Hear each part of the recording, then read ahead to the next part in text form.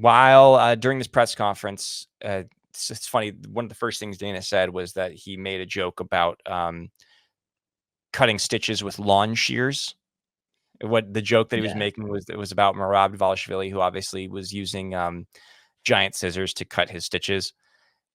And I know we talked about this at the beginning, so we're not going to spend much time on it. But it got me thinking because, Merab is obviously about to have the biggest fight of his life. That's why fans are freaking out. Like, what the hell are you doing? You're putting this fight in jeopardy. And we're what are we? We're almost 2 weeks away exactly. 2.5 weeks from UFC 306 at the Sphere, one of the biggest, most expensive pay-per-view cards of all time. And I made a video about this, I want to say like a month ago when Sphere tickets were originally put on sale for the first time, and they were going for like $3,000 minimum. Yeah. And then the top seats, like in the front row, were going for something like 35 to 40,000. And that has significantly dropped. We have like a 200% drop. They're going for like 1,000 now minimum, and they continue to decline. Now, this is kind of expected as we're getting closer to the event.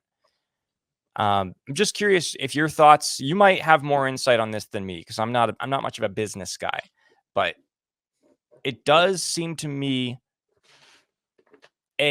like the venue plays a role in this simply because it's such a unique venue, so that it's gonna be expensive no matter what.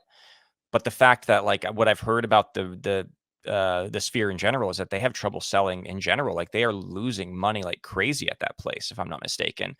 They have like a 10-year plan just to make a profit. So I'm curious, what are your thoughts? And also, Canelo is fighting on the same night. It's Mexican Independence Day.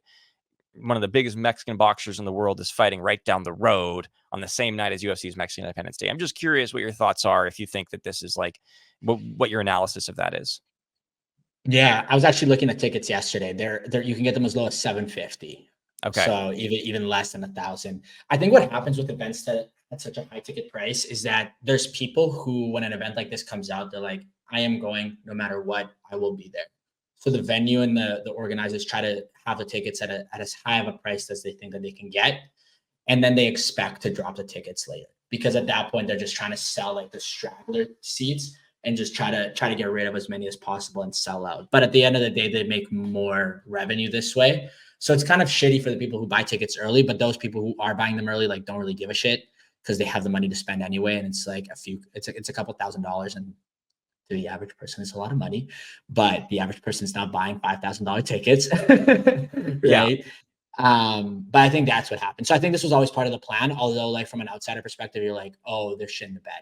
But at the same time, they've already put 20 million in production, right? Like, that's what Dana was saying. Well, I think he said 16, but I saw 20 million somewhere else. So, like, you're not making that back from ticket sales anyway. Everything else is what matters a lot more than that, for sure. I think a lot of it's going to go into pay-per-view too, because I think a lot of it's going to go into their pre-fight advertising. I think in the week leading up, we're going to see a lot of advertisements about the Sphere itself. It's Riyadh season too, so it's promoted by the Saudi company, Riyadh season, Saudi promotion. And I bet you that paid for most of the event. Right, exactly. Deal. Yeah. So they're not concerned about losing money on this. I'm more so thinking, like, what sort of precedent it sets for putting an event like this. It's so unique. Like, I can't imagine that they would. I think Dana said that this is a one-off, right? They're not doing this ever again. This is like a one-time deal. They're probably never going to go back to the Sphere. I think he said that. Am I wrong on that? Yeah, no, he did say that. No, he did say that. He said that multiple times. I wonder, like, how true he will be to his word. I feel like the Sphere will like, the biggest thing about the Sphere is the production, and the production takes a ton of time, costs a ton of money. But I don't know for certain, obviously, but when it comes to production, a lot of these things are like one-time setup, and then fixing it up to make it different is a lot cheaper than putting it together in the first place. Yeah. So I bet you if they did it again, they could do a very high level production for like a quarter of the cost. I could see this being a yearly event. Why would they not want to do International Fight Week at the Sphere every single year? Yeah, I guess it really depends on how well I think it does on pay-per-view. Exactly. Because that's what I was thinking, is like, dude, what kind of cameras are they going to use? How are they going to get the vibe of the Sphere to the people at home? Because obviously the majority of people watching this are going to be at home. So that's where I think is gonna be a big, because if they get like, if they have like a 1.5, like let's just say like a 1.2 or 1.3 million pay-per-view, they sell 1.3 million, like, which is obviously extremely high in the era of illegal streaming. But I think that that will dictate it, and I could see them doing it, especially if the Saudis remain involved and you get Riyadh season involved yearly. Yeah, Yeah, and they will if they yeah, want it. If the UFC wants it. Like yeah, those guys dump money into sports like there's no tomorrow because they have the money to dump, right? So they'll keep dumping it, especially for like the US premium advertising. Like they don't get that often, right? yeah. I saw somebody talking about Turk Al Sheikh, I think that's his name, and the Riyadh season Yeah. guys, that just in terms of Saudi money in general, whenever whoever you think is the richest man in the world is not the richest man in the world, and that whatever number you think the most amount of money somebody has is like it's wrong, because what they have an unconscionable amount of money that we can't even possibly comprehend. That's like Yeah. it Well, like it it's all it's comes down to like, unimaginable amount of money.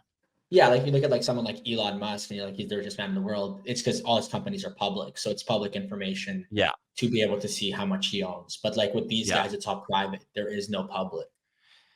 So they don't have to disclose what they're making. Nobody has a clue what they're making. But to assume that there isn't a trillionaire there is crazy. if yeah. No, it's if 100%. Elon's already like a quarter of the way there, right? Yeah. So that's why if they remain investors, I think that they will go back and do it again. It just might be something where like logistically it might be a difficult show to put on. I don't know. I'm excited to see it because they've been actually very Yeah, hush hush. They have not released anything in nothing. terms of how this is going to look other than the layout, like a blueprint layout. We know nothing about what this Yeah, is going to look like. So no, very um exciting.